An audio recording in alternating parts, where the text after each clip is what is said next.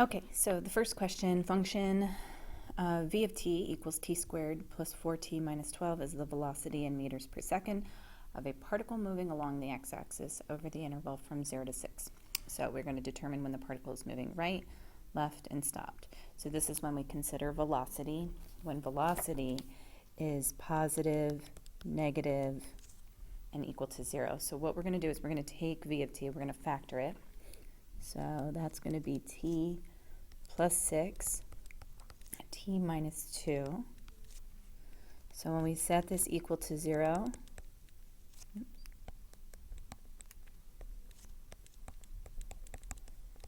we get t equals negative 6 and positive 2. The negative 6 we ignore because time has to be positive, has to be greater than 0, less than 6. So I'm going to create a number line. So this is velocity. Here's 0, here's 6, and then 2. So we're going to pick test values. So let's say we pick 1. So we plug 1 into velocity, and we get, you can plug it in here or you can plug it into the original, but we do get a negative number. And then we plug in something between 2 and 6. Plug that in, we get positive. So when it's moving to the right, on the closed interval from 2 to 6, if you put parentheses, that's fine also. Moving to the left from 0 to 2, and it stopped just at the point t equals 2. Number 2, find the particle's displacement. So displacement is equal to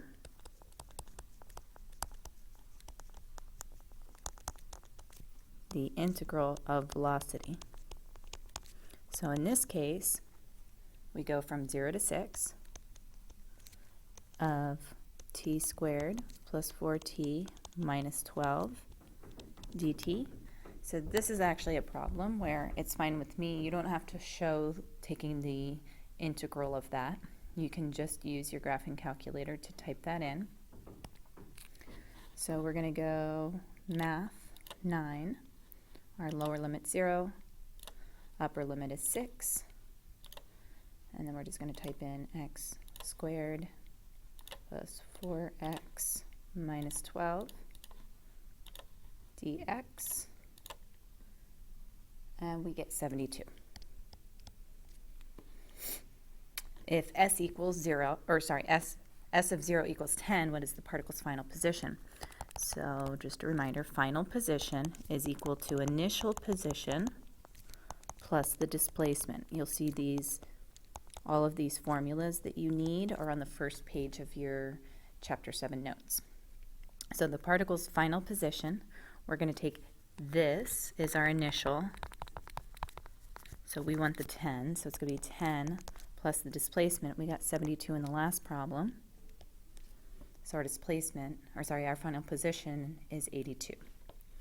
Total distance traveled. So total distance traveled is going to be the absolute value of velocity because we want it to be positive.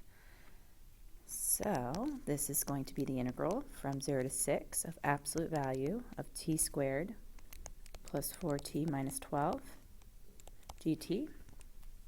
So I'm going to press math. We got 9. We're going to type in 0 to 6. And then we're going to do math, go over to number, absolute value. We're just going to type it all in. Again, let your calculator do the work for you. You don't need to show, oops, I forgot my x.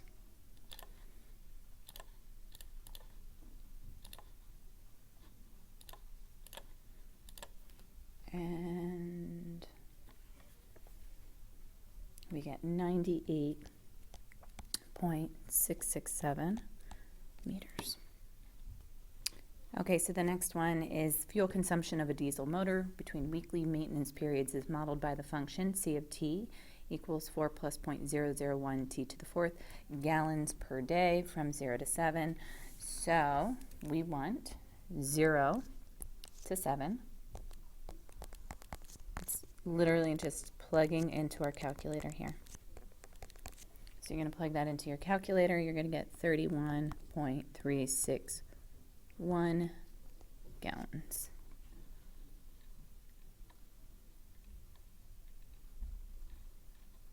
Next one, the graph of the velocity of a particle moving on the x-axis is provided. The particle's initial position is -5. So that's like x of 0 is -5. Where is the particle at the end of the trip? So we are basically looking at the initial, right, end of the trip. That's like final position. So the end of the trip, we're going to be -5 plus, we're going to do the integral from 0 to 10 of v of t dt. Well, how do we find that? We basically look at the areas. So if I look at, let's see, this trapezoidal region is going to be 1/2, the height is 3, base 1 is 6, base 2 is 3. 27 over 2, and this triangular region is 1/2 times the base, which is 4, times the height, which is 2, and that's going to be 4. But because, so it's going to be -5 plus 27 over 2, but that's going to be a -4 because that's going in the opposite direction. So we plug that in, and we get 4.5. Find the total distance traveled. So here we don't really care about initial position, we just want absolute value. So we're going to take the 27 over 2 and we're going to make that a +4. And we get 17.5. Next part, when does the particle change direction? Okay, so where does it change direction? This is when it goes from above the x-axis to below the x-axis. So that is at t = 6. Basically, we're looking for where it crosses the x-axis. Not just touches, it actually has to cross. Next one, the accompanying table shows the velocity of a car every 8 seconds for 8 seconds. Use the trapezoidal rule to approximate the distance traveled by the car in the 8 seconds. So if I look at my time interval, it goes by 1 second, so h is equal to 1. So I have 1 over 2, and then I have 15 plus 2 times 16 plus 2 times 17 plus 2 times 19, and so on, until I get to the last one where it has 8, and that one's used just once. And that one's going to result in 137.5 feet. Now, what is the average velocity? So I look at from the time, right? It goes 8 seconds. So I want 137.5 feet over the 8 seconds. So I get 17.188 feet per second.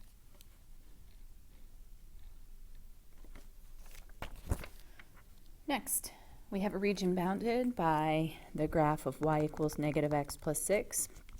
And here we have y equals square root of x and x equals 0 on the left. So that's this region. Set up an integral with respect to x to find the area of the shaded region. So what we need bounds. So it looks like it's bounded on the left by 0. You could double check in your calculator, but this is the 0.4, 2. So to find the area, we want basically from 0 to 4, just since this is with respect to x, we just want x coordinates, and it's going to be upper curve, so it's going to be -x plus 6, minus the lower curve, dx. So then when we actually use calculator, and we should get 10.667. Next one, we have a region bounded by x equals y squared, and we have x equals y plus 2. This time we want to set up an integral with respect to y to find the area of the shaded region. When we find the area, we always want to use everything with y. So this point here, again, you could confirm these coordinates on your calculator to find the intersection. This is 1, -1. This is 4, 2. So when I do my integral this time, I'm going to use the y coordinates. So it's going to go from -1 to 2. And we always go right minus left for for functions that are, for equations that are with respect to y. So our right bound curve is going to be y plus 2. And then on the left, it's bounded by y squared. And then just, again, plug that into your calculator. It doesn't matter if x's show up on your calculator. Just going to do math 9, and you get 4.5.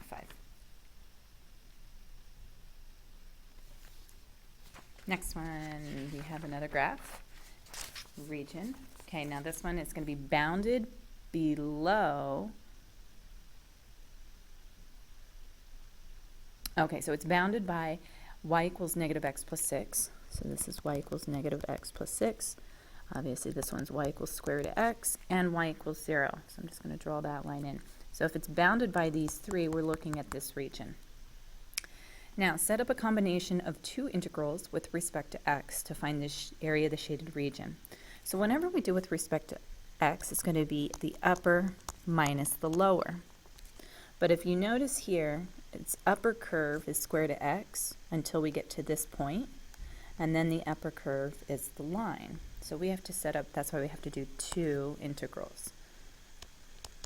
Our first one is going to go from 0 to 4, where the upper curve is square root of x, the lower curve is 0. We really don't need the minus 0, but just so you can see it is bounded by 0. And then I want to add in, so now we have from 4 to 6, and now our upper curve is negative x plus 6, and the lower curve is 0. Again, you don't really need the minus 0, but you can see clearly two different regions here. So the next part, number 16, set up one integral with respect to y to find the area of the shaded region. So I'm just going to go back here. I'm still talking about the same region, and this is still 4, 2. But when I want to use y, I want to take each of these equations and solve for x. So when I get this one's going to be x equals negative y plus 6, and this one is going to be y squared. Right, square both sides. So my area here, again, I'm going to go from 0 to 2 this time. And right curve, so it's bounded on the right by the line. But remember, we want to write the line as negative y plus 6 minus y squared, and then dy. Now you can type in either one of these to your calculator. You should get the same answer. It's going to be, oops, not 17, but 7.333. Remember to always round to 3 decimal places. Okay, next we have the base of a solid is enclosed in the circle x squared plus y squared equals 1. So the cross sections by planes perpendicular to the y-axis are isosceles right triangles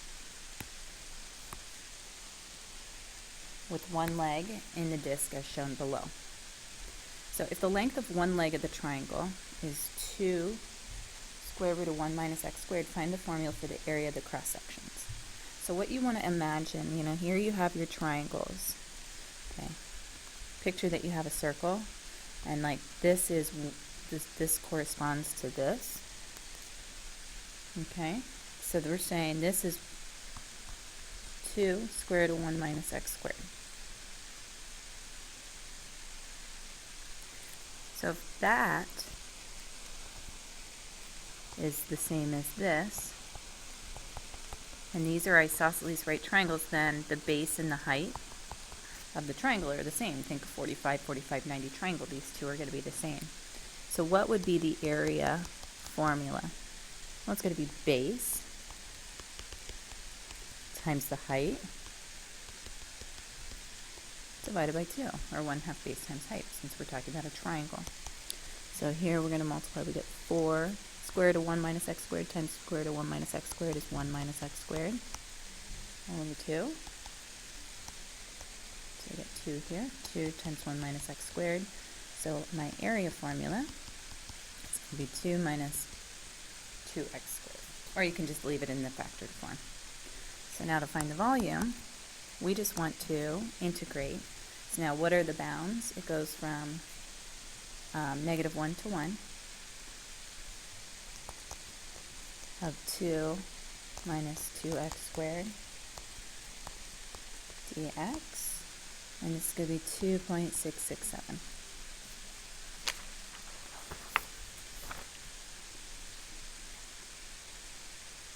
Next, we're going to graph the region and label the points of intersection. So here we have an upside down parabola like this, and y equals x plus 2. So I didn't draw it really well, but anyway, if you draw it properly, this is going to be 1, 3. This is going to be 2, 0, so this is the region. So now for number 21, we're going to set up an integral to find the volume of the solid generated by revolving the region about the x-axis. So just to recall, the volume is going to be pi big R squared minus little r squared. Well, what is the outer curve? The bigger one, the one that's further away from the x-axis, is the parabola. So this is going to be negative x squared plus 4, and little r is going to be x plus 2. So again, we're just setting it up for this one. Our bounds go from, that's a negative 2 to 1 of negative x squared plus 4 squared minus x plus 2 squared dx. You do not need to FOIL. You don't need to simplify it. You can just leave your answer like that. Plug it into your calculator. You get 67.858.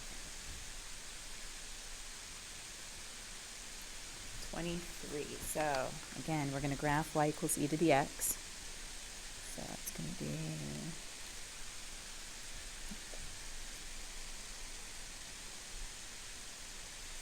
so here's y equals e to the x. Then we have y equals 1. So that's your horizontal line here. And x equals 1. So this is 0, 1. This is 1, 1. And this is going to be the point 1, comma e. So we want to set up an integral to find the volume of the solid generated by rotating about the x-axis. So we're going to rotate that way. What is big R? Well, big R, which one is further away from the x-axis? That's e to the x. Little r is going to be just the line y equals 1. So it's r, little r is 1. So my volume is going to be pi. The integral goes from 0 to 1. We're doing about the x-axis, so we only want x coordinates. And we have e to the x squared minus 1 squared. Technically you don't need the squared because 1 squared is 1. But you can just, again, leave your answer that way, plug it into your calculator, you get 6.894. The last one, okay, so the bonus question, and I can tell you it's going to be similar on the actual test. We want to, or quiz, we're going to set up an integral to find the volume of the solid of the region bounded by the same curves, but we want to rotate it about the y-axis. So what we want to do is we want to take the equations y equals e to the x and solve for y, or solve for x, excuse me. So I'm going to do ln of both sides. So I have ln of y is equal to x. So my volume is going to be pi. My bounds are going to go 1 to e. You can look back at the graph. I found the y coordinates. And that's 1 squared minus ln of y squared dy, and you don't have to, oh, we do have to find the volume, so that's going to be 3.142.